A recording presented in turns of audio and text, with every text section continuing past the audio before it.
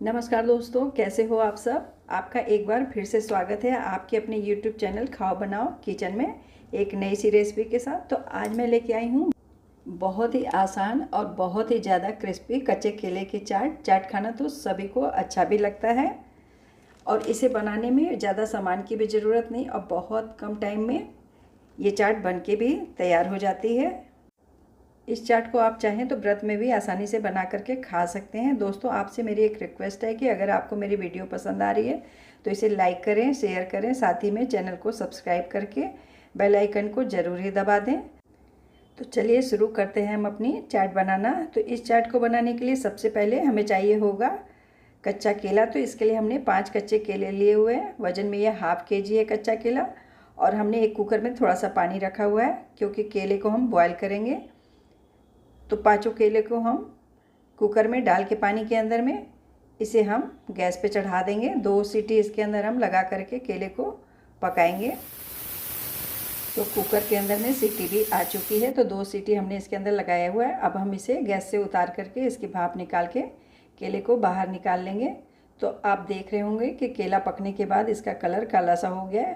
केला पकने के बाद इसका कलर थोड़ा सा काला ही हो जाता है। तो अब इसे ठंडा करने के लिए हम एक दूसरे बर्तन में थोड़ा सा ठंडा पानी लेके सारे ही बॉयल केले को पानी के अंदर में डाल देंगे, जिससे कि ये खूब जल्दी से ठंडा हो जाए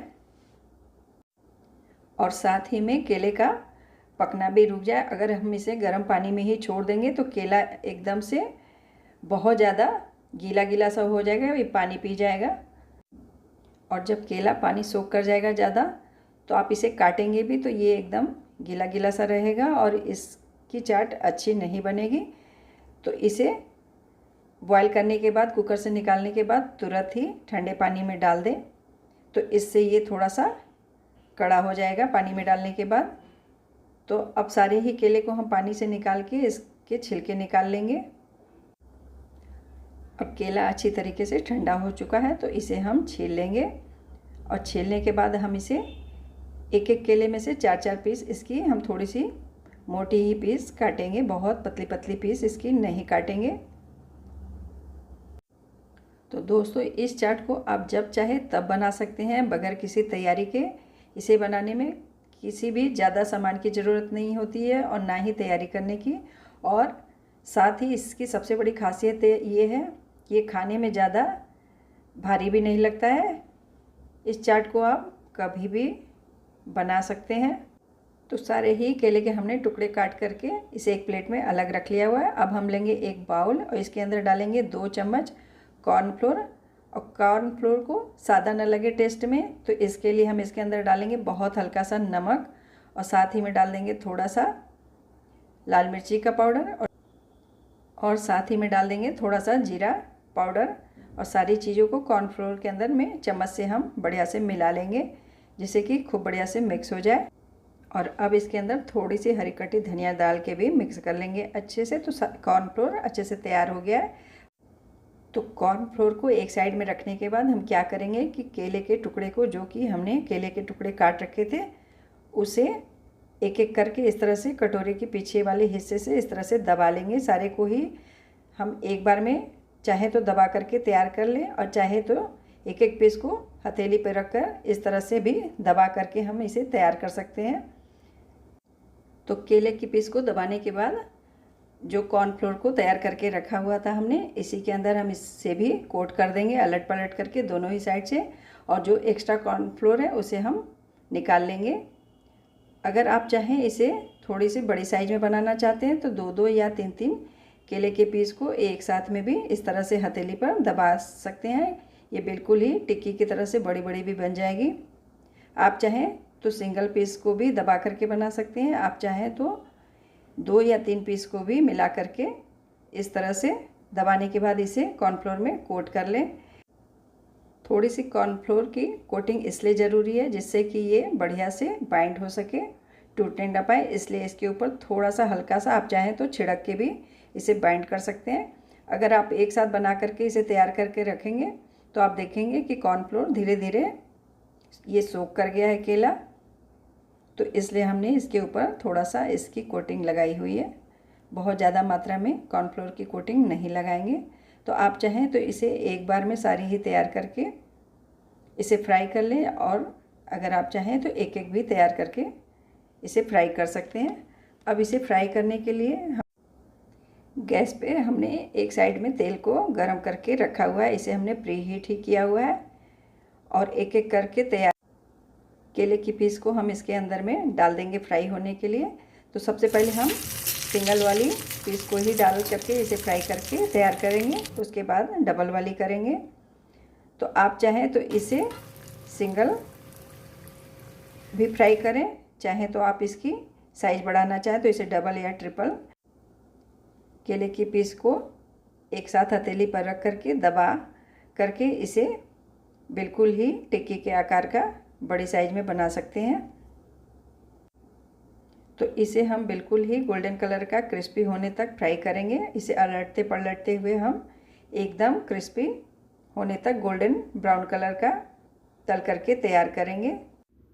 तो आप देख रहे होंगे कि कितना क्रिस्पी बनके तैयार हुआ है। एकदम ही गोल्डन ब्राउन कलर का क्रिस्पी क्रिस्पी सा दिखाई दे रहा है। तो अब इसे हम तेल से बाहर निकाल लेंगे।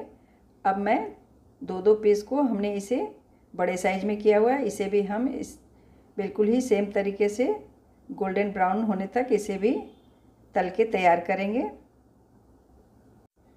तो आप देख रहे होंगे कि कितनी क्रिस्पी बन करके तैयार हो रही है। मेरा दूसरा वाला बैच भी तैयार हो गया है। तो अब इसे भी हम तेल से बाहर निकाल लेंगे। तो अब हम इसकी प्लेटिंग करेंगे। तो इसकी प्लेटिंग करने के पहले हम एक बाउल में लेंगे आधा कटोरी फ्रेश दही। तो हमने गाढ़ी वाली ठंडी चिल्ड दही ली हुई है, और इसके अंदर 1 चम्मच पिसी हुई चीनी का पाउडर मिलाएंगे, और साथ ही इसके अंदर 1 चम्मच के बराबर में डाल देंगे गुलाब जल, और इसे खूब बढ़िया से मिक्स कर लेंगे। तो दही को हम बढ़िया से ही फेंट के लेंगे, जिसमें दही के अंदर में गांठें जरा भी ना हो। अब हम लेंगे इसके बाद एक बाउल, सादा बाउल, और इसके अंदर तैयार केले की पापड़ी को हम रख लेंगे, और इसके ऊपर डालेंगे बहुत थोड़ा सा जीरा पाउडर, और साथ में बहुत ही थोड़ी सी मात्रा में चाट मसाला, और तैयार दही को ऊपर से डाल देंगे। 3 से 4 चम्मच दही डाल देंगे, और इसके बाद हम धनिया पुदीने की हरी चटनी डालेंगे इसके ऊपर। तो धनिया पुदीने की चटनी डालने के बाद अब इसके ऊपर हम डालेंगे मीठी वाली गुड़ और इमली की चटनी। साथ में डाल देंगे थोड़ा सा रोस्टेड जीरा पाउडर, थोड़ी सी काला नमक, सादा नमक, और थोड़ा सा डालेंगे चाट मसाला, और उसके ऊपर अनार के दाने डाल देंगे, जिससे ये देखने में भी अच्छा लगे और साथ में खाने में भी। और साथ ही हमने इसकी साइड में जो पापड़ी हमने केले की बना करके रखी हुई है, इससे इसकी गार्निशिंग कर देंगे। तो आप चाहें तो कोई भी पापड़ी इसके ऊपर डाल सकते हैं, चाहें तो आप गोलगप्पे तोड़ के भी डाल सकते हैं अगर आपके पास हो तो। आप चाहें तो नायलॉन वाली महीन वाली बारीक सेव भी डाल सकते हैं। अब हम इसमें डालेंगे एक तैयार केले की पापड़ी। तो आप इसकी आवाज़ से भी देख सकते हैं कि कितनी क्रिस्पी पापड़ी बनके तैयार हुई है केले की। तो पापड़ी को डालने के बाद इस पर हम थोड़ी सी हरी कटी धनिया डाल देंगे। तो केले की पापड़ी चाट बन करके तैयार है, एकदम आसान और कम समय में बनने वाली चाट। तो देखा दोस्तों, कैसी लगी आपको केले की क्रिस्पी चाट? अच्छी लग रही है ना? तो आप भी इस चाट को ज़रूर बनाइए, आपको भी ये बहुत ही पसंद आएगी, और बिल्कुल ही इजी है ये इसे बनाना।